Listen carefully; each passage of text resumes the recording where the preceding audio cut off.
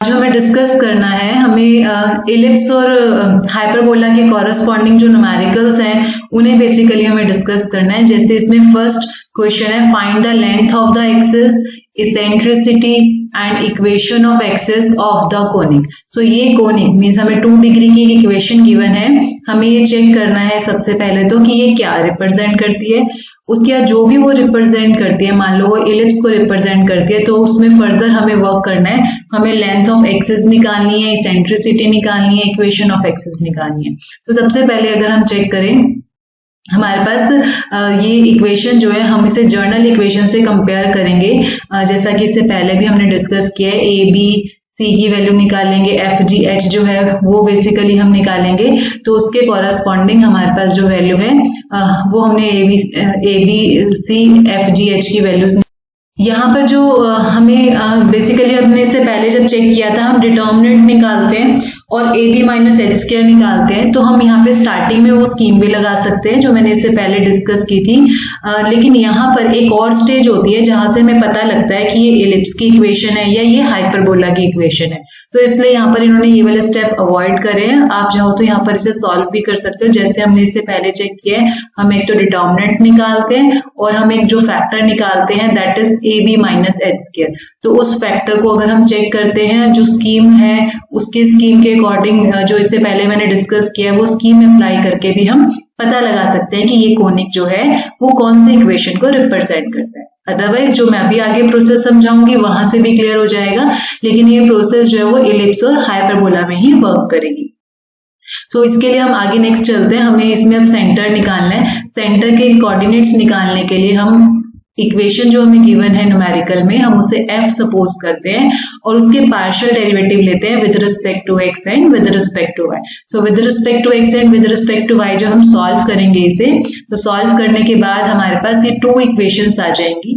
उन 2 इक्वेशंस को जब हम आगे फर्दर प्रोसीड करेंगे तो उसके कॉरस्पॉन्डिंग हमने डेरिवेटिव जो लेना है इक्वल टू 0 लेना है। तो डेरिवेटिव जो हम 0 लेंगे, हमारे पास x एंड y की वैल्यूज आ जाएंगी after solving the 2 equations. So centre के कोऑर्डिनेट्स को हम x1 एंड y1 से रिप्रेजेंट करते हैं। उसके बाद हमने नेक्स्ट स्टेप देखा था इससे पहले कि जब हमें इक्वेशन ऑफ कोनिक निकालनी होती है refer to centre as origin, तो उस केस में हमें जो ये फर्स्ट 3 टर्म्स है 2 डिग्री वाली टर्म्स, हमें इन्हें एज इट इज लिखना होता है कैपिटल लेटर्स में, जैसा कि यहाँ पे लिखा हुआ है। हमने फर्स्ट 3 टर्म्स को एज इट इज लिखा, स्मॉल एक्स वाई की जगह capital X and capital Y, and plus में हमने क्या लिखा, C1। अब C1 जो है वो क्या है, बेसिकली C1 हमारा है gx1 प्लस fy1 प्लस में क्या आएगा हमारे पास C आएगा। तो ये फॉर्मूला जो है वो हमने यूज किया, gfc की वैल्यूज हमारे पास है, x1 y1 की वैल्यू हमारे पास है, तो C1 की वैल्यू हमने वहां से निकाली। तो जैसे ही हमारे पास C1 की वैल्यू आई हमने पुट किया। नेक्स्ट स्टेप हमारा रहता है कि हम राइट हैंड साइड जो है उसे 1 बनाते हैं। ये सारी स्कीम हमने इससे पहले डिस्कस की हुई है। तो अब यहाँ से थोड़ा सा डिफरेंस स्टार्ट होगा। ये हमारे पास जो भी इक्वेशन आई हमने इसे इस इक्वेशन से कंपेयर करना है।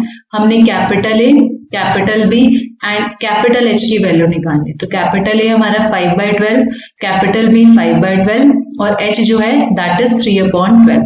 तो सबसे पहले तो हमने कैपिटल ए बी एच की वैल्यू निकाली। उसके बाद जो हमें सबसे पहला काम करना है, हमें लेंथ ऑफ एक्सिस निकालना है। अब अगर इलिप्स है, इलिप्स में मेजर एक्सिस और माइनर एक्सिस होती है। हाइपरबोला में हमारे पास ट्रांसवर्स एक्सिस और कॉन्जुगेट एक्सिस होता है।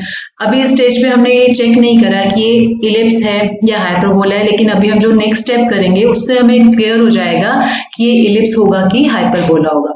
तो लेंथ ऑफ एक्सिस के लिए एक फॉर्मूला है जो हमें लर्न करना है, capital A minus 1/r square, capital B minus 1/r square is equal to h square. So A, B और H कैपिटल लेटर्स में जो है उनकी मैंने जो वैल्यूज निकाली थी यहाँ पे मैंने पुट करी। तो जैसे मैं इन्हें पुट करूंगी हमारे पास r⁴ में एक इक्वेशन आएगी। हम इसे r स्क्वायर में क्वाड्रेटिक इक्वेशन बोल सकते हैं। तो इस इक्वेशन में अदरवाइज आप ऐसा भी कर सकते हो कि एक बार आप r स्क्वायर को कोई नया वेरिएबल पुट कर लो और वहां से आप 2 वैल्यूज निकालो, क्योंकि ये r स्क्वायर में क्या होगी, क्वाड्रेटिक इक्वेशन। वैसे 4 डिग्री की इक्वेशन है, लेकिन अगर आप r स्क्वायर को सपोज t पुट कर दोगे तो ये 2 डिग्री की इक्वेशन रह जाएगी। तो क्वाड्रेटिक फॉर्मूला का यूज करके हम इसकी दो वैल्यूज निकालेंगे। अब इस स्टेज पे मुझे बेसिकली पता लगेगा कि ये एलिप्स है या हाइपरबोला। क्या है रिजल्ट कि अगर दोनों वैल्यूज पॉजिटिव आती हैं तो वो हमारे पास एलिप्स है। तो जैसा मैंने आपको बोला कि या तो हम स्टार्टिंग जो स्कीम है डिटर्मिनेंट वाली जो मैंने इससे पहले डिस्कस की है वहां से पता कर सकते हैं कि ये एलिप्स है या हाइपरबोला, अदरवाइज हम ये वाली जब लेंथ ऑफ एक्सिस निकालते हैं आर स्क्वायर की वैल्यू से भी हमें हिंट मिल जाता है कि ये एलिप्स है या हाइपरबोला। लेकिन ये जो स्कीम है वो सिर्फ एलिप्स और हाइपरबोला में चलेगी। सो दोनों वैल्यूज हमारे पास पॉजिटिव आई तो हमने बोला कि ये एलिप्स है। हमने अब सबसे बड़ी जो वैल्यू है इन दोनों में से, जैसे 6 और 3/2 आई है, तो जो बड़ी वैल्यू है मैंने उससे क्या लेना है r1 स्क्वायर और दूसरी वैल्यू को लेना है r2 स्क्वायर। स्क्वायर रूट ले लेंगे तो r1 r2 आ जाएगा। अब ये हमारी सेमी एक्सिस थी। अगर मैं यहाँ पे एलिप्स को एक बार ड्रॉ करूं, एलिप्स में क्या होता है, एक हमारे पास होती है मेजर एक्सिस और एक होती है हमारे पास माइनर एक्सिस। तो जो बड़ी एक्सिस है वो r1 के कॉरस्पॉन्डिंग है, तो ये हमने r1 जो है वो बेसिकली ये निकाला, this is the semi axis, semi major axis. तो इसका मतलब हमें जब टोटल लेंथ निकालनी है तो हमें क्या करना पड़ेगा, 2 से मल्टीप्लाई करना पड़ेगा। तो मेजर एक्सिस के लिए जो बड़ी वैल्यू थी वो 2r1 वाला कंसेप्ट, हमने उससे 2 मल्टीप्लाई करके हमने लेंथ निकाली मेजर एक्सिस की। सिमिलरली माइनर एक्सिस के लिए हम क्या करेंगे, r2 को 2 से मल्टीप्लाई करेंगे। तो ये तो मैंने फर्स्ट हाफ खत्म किया क्वेश्चन का, मैंने मेजर एक्सिस और माइनर एक्सिस की लेंथ निकाली।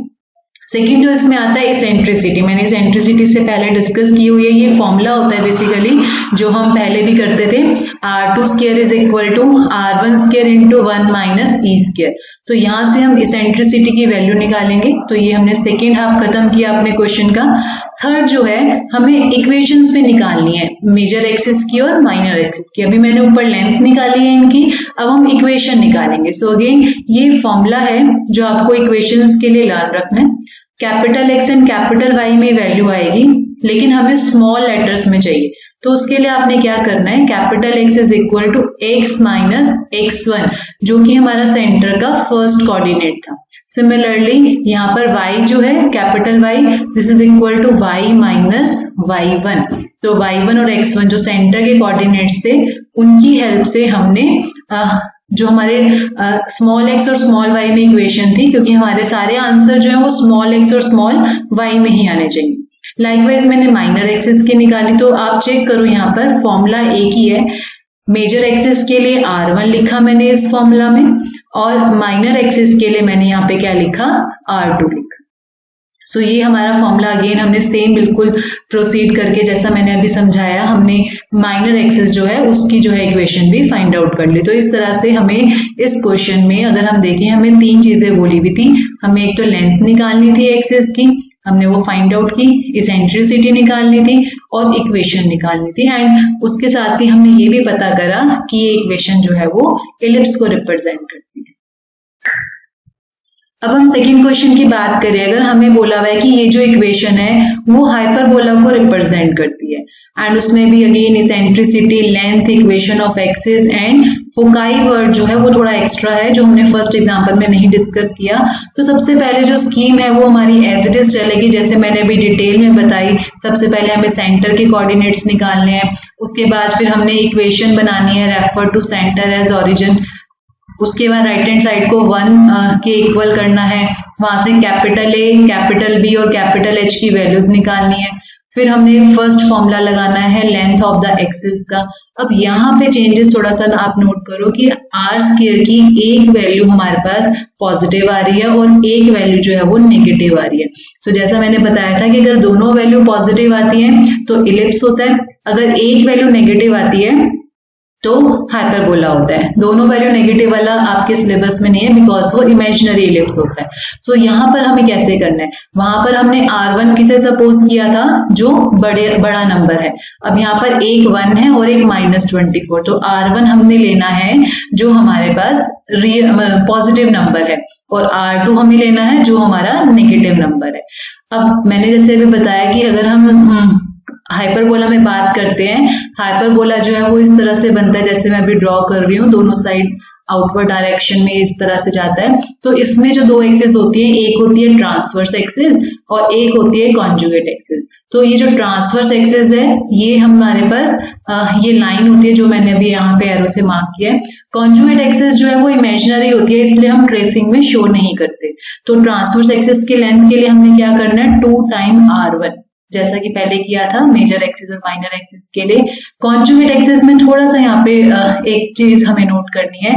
देखो R2 का जो स्केयर है वो नेगेटिव है, स्केयर रूट जो है स्केयर किसी नंबर का नेगेटिव आ रहा है, लेकिन लेंथ हमेशा हमारा एक रियल नंबर होता है, इसलिए हमने यहाँ पे माइनस अपने आप मल्टीप्लाई किया सो डैट हमारे पास जो लेंथ है कॉन्जुगेट एक्सिस की वो एक रियल नंबर है। हालांकि ये इमेजिनरी के कॉरेस्पॉन्डिंग होती है, लेकिन हमने इसकी लेंथ निकाली है। फिर उसके बाद इसेंट्रिसिटी के फॉर्मूला में थोड़ा सा डिफरेंस है, यहाँ पे हमने माइनस R2 स्क्वायर किया है, माइनस कॉमन निकाला है दोनों साइड से, इससे ये फॉर्मूला है।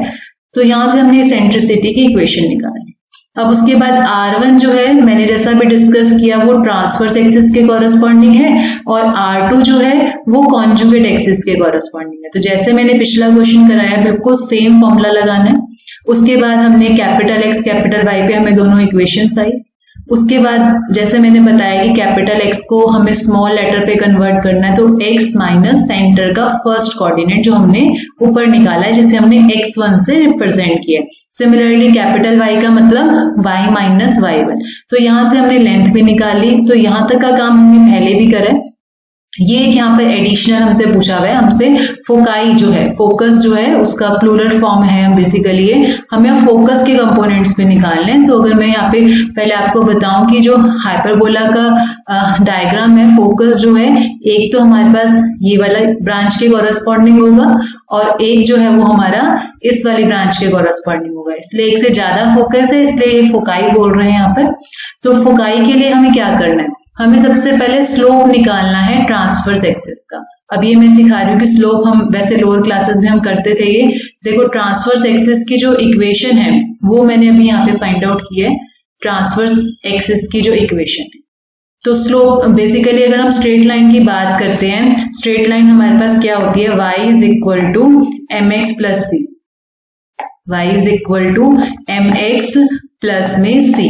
सो अगर हम इस इक्वेशन की बात करें तो यहाँ पे m जो है वो क्या रिप्रेजेंट करता है, स्लोप को रिप्रेजेंट करता है। तो या तो आप इस इक्वेशन को, जहां मैं कर्सर मूव कर रही हूँ, आप इस फॉर्मेट में कन्वर्ट करो, अदरवाइज हम सीधा फॉर्मूला भी लगा सकते हैं। स्लोप का फॉर्मूला क्या होता है, माइनस, जो माइनस लगा है ऊपर, कोफिशिएंट ऑफ x, तो x का कोफिशिएंट कितना है 4 अपॉन कोफिशिएंट ऑफ y। तो जैसे आपको कंफर्टेबल हो, मैंने दोनों टेक्निक्स बताई हैं, चाहे आप अपने इक्वेशन को इस फॉर्मेट पे कन्वर्ट करो, अदरवाइज आप फॉर्मूला लगाओ minus coefficient of x upon coefficient of y। तो जो स्लोप होता है हमें पता है कि वो टेंजेंट थीटा होता है। सो अगर हम टेंजेंट थीटा की यहाँ पे बात करना चाहते हैं, मान लो हम एक राइट एंगल ट्राइंगल ले लें, ये हमारे पास 90 डिग्री हो गया, this is the angle theta. So tan theta का फॉर्मूला होता है परपेंडिकुलर अपॉन में बेस। तो परपेंडिकुलर अपॉन बेस मींस 4 और 3 होगा, तो पाइथागोरस थ्योरम लगा के हम हाइपोटेनस निकालेंगे, वो 5 आएगा। तो यहाँ से हम कॉस और साइन की वैल्यू निकालेंगे।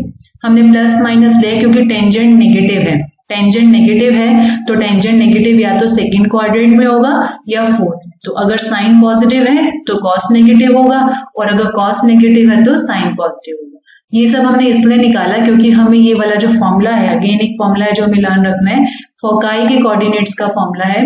x1 का मतलब वही सेंटर का फर्स्ट कोऑर्डिनेट, y1 का मतलब सेंटर का second coordinate, r1 square r2 square हमने ऑलरेडी डिस्कस करे हैं, cos थीटा और sin थीटा हमने यहाँ से निकाले।